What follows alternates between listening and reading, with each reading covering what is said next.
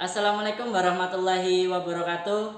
Pada kesempatan kali ini saya akan menjelaskan materi kontrol panel hosting pada mata pelajaran administrasi sistem jaringan kelas 12 TKJ.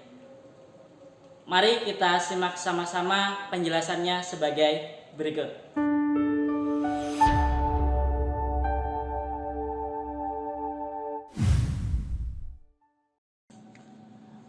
Kontrol panel hosting. Untuk semester ini kita mulai dari kontrol panel hosting untuk administrasi sistem jaringan kelas 12 di TKJ. Yang pertama kita bahas tentang pengertian kontrol panel hosting ya. Jadi kontrol panel hosting itu adalah sebuah aplikasi yang dapat dijalankan melalui browser yang berfungsi untuk mengatur hosting seperti membuat atau mengelola database, menginstal website, membuat email, membuat subdomain atau add-on domain, dan banyak fungsi lainnya. Nah, jadi mungkin kalau di kelas sebelumnya atau di semester yang lalu kalian itu melakukan instalasi seperti web server, mail server, itu kalian lakukan dengan menggunakan perintah-perintah pada Linux server. Nah, pada kesempatan kali ini di web control panel hosting, untuk membuat mail server atau mungkin subdomain atau domain, kalian nggak perlu menggunakan perintah, tapi cukup menggunakan klik dan klik, atau bisa istilahnya kita sebut sebagai graphic user interface, tidak melalui command line lagi. Itu adalah kelebihan atau kemudahan dari kontrol panel hosting. Lalu solusi elegan sebagai host beberapa situs website yang berjalan pada share hosting, VPS, dan dedicated server. Jadi kontrol panel hosting itu adalah sebuah aplikasi web ya, aplikasi web yang dibuat GUI, yang artinya nanti kalau kalian mau install web server, domain, dan lain-lain itu nggak perlu lagi menggunakan perintah, cukup dengan diklik klik saja gitu. Seperti kalau install aplikasi di Windows ya. Nah, kontrol panel hosting ini aplikasinya biasanya dipasang di share hosting atau VPS dan dedicated server. Jadi nanti tergantung pilihannya. Untuk pengertian share hosting, VPS, dan dedicated server kita bahas setelah ini. Nah, lalu ada lanjutannya macam-macam kontrol panel hosting. Jadi yang namanya aplikasi, kita kasih contoh.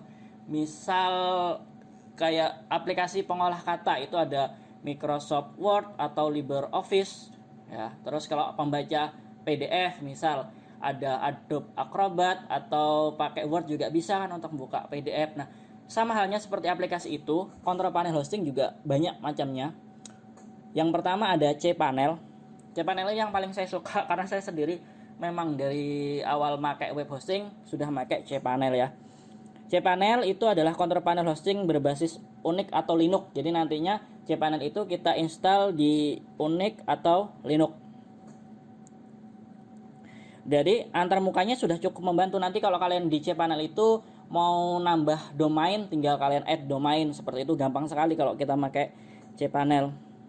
cPanel memberi Anda akses penuh atas berbagai elemen pengaturan dari situs web dan administrasi hosting melalui web browser. Misalnya seperti membuat database, membuat akun email atau responden, atau mengelola file website, semuanya bisa kita lakukan di cPanel. Lalu yang kedua ada Flash. Ini sama, mirip ya, pokoknya semua yang ada di sini fungsinya sama, yaitu kontrol panel hosting. Itu ada Flash, adalah kontrol panel hosting yang mirip dengan cPanel. Kalau secara garis besar fungsinya sama dengan cPanel. Flash memungkinkan kita untuk mengelola akun hosting berbasis web ya, sama mau bikin mail server dan lain-lain, itu kita bisa lakukan menggunakan Flash. Nah, untuk dua ini, yang cPanel dan Flash itu adalah aplikasi kontrol panel hosting berbayar ya. Jadi nanti kalau kalian itu melakukan instalasi, itu biasanya langsung kalau kita beli web hosting, otomatis kita dapat cPanel atau Flash itu sendiri. Lalu ada ISP config. Ini adalah kontrol panel open source ya. Jadi ISP config itu open source, ada pilihannya. Nanti kalau kita beli VPS, kalau mau gratis kita bisa install ISP config. Fungsinya pun sama, hampir sama dengan cPanel atau Flash, mungkin antar mukanya agak berbeda sedikit.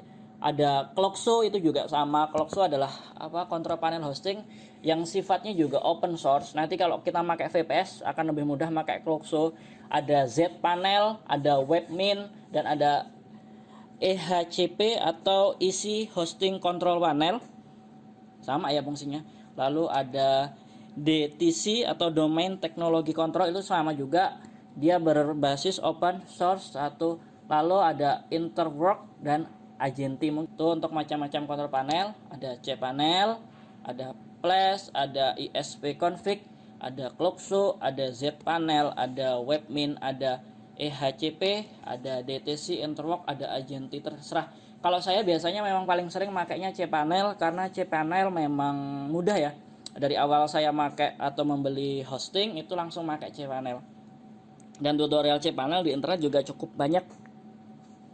Lalu lanjutannya ada share hosting. Apa sih sebenarnya share hosting? Kita bahas dulu apa itu hosting.